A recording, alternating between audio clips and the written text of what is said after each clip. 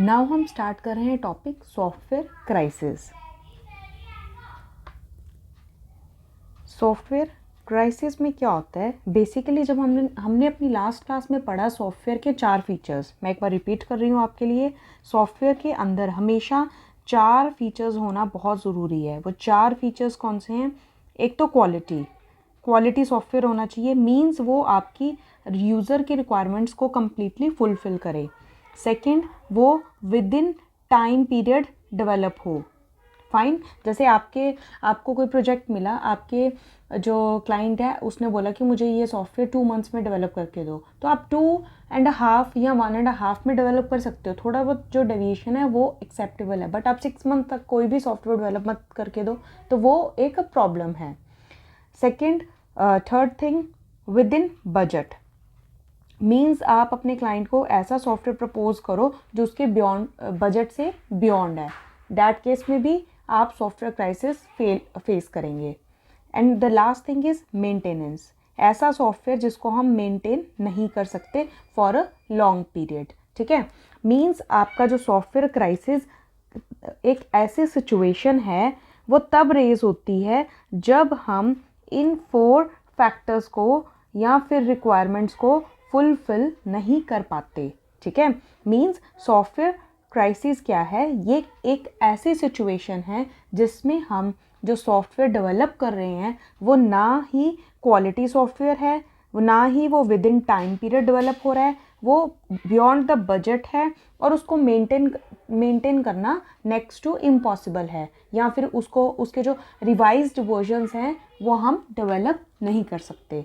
Fine, सो ये है basic इसकी डेफिनेशन सॉफ्टवेयर क्राइसिस की। ठीक है, अब हम अगर इसको और थोड़ा सा इवैल्यूएट करके प्रॉपर वर्ड्स में लिखना चाहें तो हम कैसे लिखेंगे? सॉफ्टवेयर क्राइसिस क्या है? It's a difficulty in developing useful and efficient computer software in the required time period and within budget. So this is the definition of software crisis. So software crisis क्या है? ये difficulty है जिसमें हम एक useful और efficient software नहीं develop कर पाते और ना ही हम टाइम और बजट की जो कंडीशंस हैं उसको फुलफिल कर पाते हैं। ठीक है, so this is the definition of software crisis. Now हम पढ़ेंगे ऐसी सिचुएशन आती क्यों है, व्हाट आर द फैक्टर्स और reasons behind it. So our next thing is, now हम पढ़ेंगे factors due to which software crisis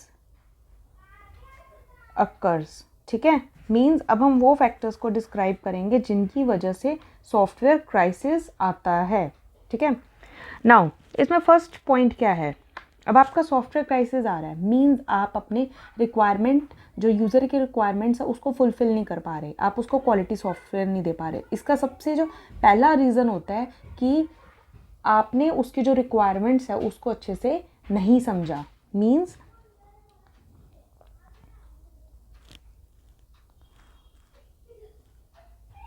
means requirements have not been understood well. आपने रिक्वायरमेंट्स को ही नहीं समझा। जब आप रिक्वायरमेंट्स को नहीं समझोगे तो आप उसी हिसाब से सॉफ्टवेयर को डेवलप नहीं कर पाओगे, ठीक है। सेकेंड थिंग, आप जो सॉफ्टवेयर डेवलप करने जा रहे हो उसको डेवलप करने की एक बेसिक टेक्नोलॉजी होगी, बेसिक प्रोसेस होगा, आप उसको फॉलो नहीं कर रहे। Means following in adequate steps और प्रोसेस इन सॉफ्टवेयर डेवलपमेंट। ना तो आप उन स्टेप्स को प्रॉपर फॉलो कर रहे हैं, ना उस प्रोसेस को प्रॉपर फॉलो कर रहे हैं, ठीक है। थर्ड थिंग, अब हमने पढ़ा था कि सॉफ्टवेयर को कई बार हम आइट्रेशंस में या इंक्रीमेंट्स में डेवलप करते हैं, ठीक है। उसमें क्या होता है, आप यूज़र की फीडबैक लेते जाते हैं और फीडबैक के हिसाब से आप सॉफ्टवेयर को अपग्रेड करते हैं, ठीक है। अब सपोज़ आपने एक सॉफ्टवेयर बनाया, आपने यूज़र को दिया, उसको पसंद नहीं आया, उसने उसमें से कमियां निकाली, ठीक है। अब आपको उन कमियों को रिमूव करने के लिए अपने मेथड्स में अपग्रेडेशंस करने पड़ेंगे, तभी तो आपका आउटपुट डिफरेंट आएगा। But you are using the same methods all the time. Means आप सेम मेथड्स यूज़ कर रहे हैं all the time, no changes और upgradations depending on client needs, ठीक है।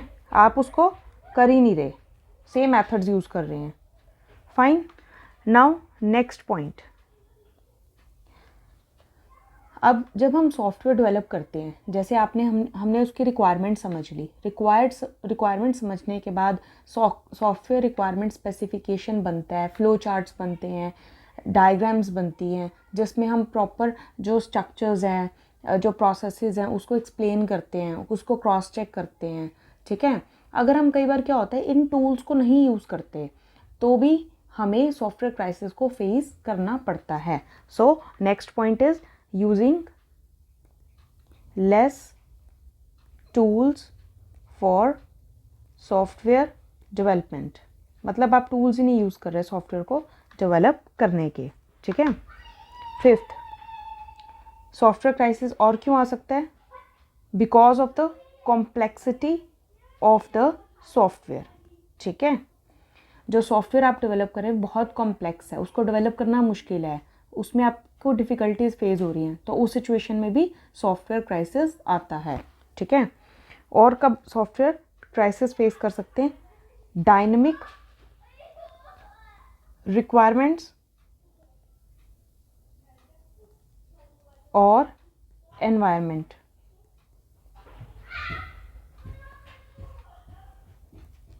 मीन्स जो रिक्वायरमेंट्स है वो डायनेमिक इन नेचर है, वो बार बार चेंज हो रही हैं।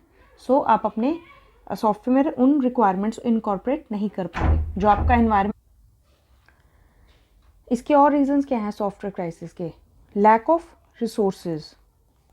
सॉफ्टवेयर को डेवलप करने के लिए जो आपको रिसोर्सेज चाहिए वो है ही नहीं, फिर भी आपने प्रोजेक्ट ले लिया सॉफ्टवेयर को डेवलप करने का, तो आपको सॉफ्टवेयर क्राइसिस फेस करना पड़ सकता है। Next, lack of talented people in the team, ठीक है। लाइक आपके टीम में वैसा स्टाफ ही नहीं है जैसी रिक्वायरमेंट्स आपको फुलफिल करनी है, ठीक है। और इसके क्या पॉइंट्स हो सकते हैं, ninth point, lack of coordination. Like आपका जो क्लाइंट है और आप में कम्युनिकेशन गैप्स है, आप उसके साथ प्रॉपर कोऑर्डिनेट नहीं कर पा रहे, जो आपको रिक्वायरमेंट्स वहाँ से मिल रही हैं आप उसको कैप्चर करके सॉफ्टवेयर में इनकॉर्पोरेट नहीं कर पा रहे, ठीक है। 10th point, poor project management में प्रॉब्लम है। सॉफ्टवेयर को डेवलप करने के बाद के लिए जो आपने प्रोजेक्ट स्टार्ट किया आप उसको प्रॉपर मैनेज नहीं करे, तब भी सॉफ्टवेयर क्राइसिस की सिचुएशन आती है, ठीक है। 11th point, lack of training. जो आपके स्टाफ मेंबर्स हैं उनकी ट्रेनिंग कम है, उनको पता नहीं है एक सॉफ्टवेयर को डेवलप करने के लिए किन स्टेप्स को फॉलो करना है, किन प्रोसेसेस को फॉलो करना है। तो उस सिचुएशन में भी जो हमारे गोल्स होते हैं, जो एम्स होते हैं, उसको हम अचीव नहीं कर पाते। ठीक है, so these are the points जिसकी वजह से सॉफ्टवेयर क्राइसिस आते हैं। अब ये जो सॉफ्टवेयर क्राइसिस है, इनके क्या रिजल्ट्स होते हैं, क्या कॉन्सिक्वेंसेस होते हैं, उसको देख लेते हैं। ठीक है, अब हम इफ़ेक्ट्स ऑफ सॉफ्टवेयर क्राइसिस। ठीक है, अब आप सॉफ्टवेयर क्राइसिस फेस कर रहे हो, इसके क्या क्या इफ़ेक्ट्स आएंगे। ठीक है, पहली बात, प्रोजेक्ट जो मिलेगा, project will not be on time, आपको टाइम पर प्रोजेक्ट नहीं मिलेगा। ठीक है, प्रोजेक्ट और software will not be on time, time पे डिलीवरी नहीं हो पाएगी। Software will go beyond budget, जो आपका सॉफ्टवेयर है वो बजट से बाहर चला जाएगा। Third thing, efficiency of software will be low, जो आपका सॉफ्टवेयर है वो इतना एफिशिएंट नहीं होगा। Fourth point, it will not match your user requirements. ठीक है, वो यूज़र के रिक्वायरमेंट्स को फुलफिल नहीं करेगा। फाइन, और सॉफ्टवेयर मैनेजमेंट इश्यूज आएंगे, उसको मैनेज नहीं कर पाएंगे। Software will crash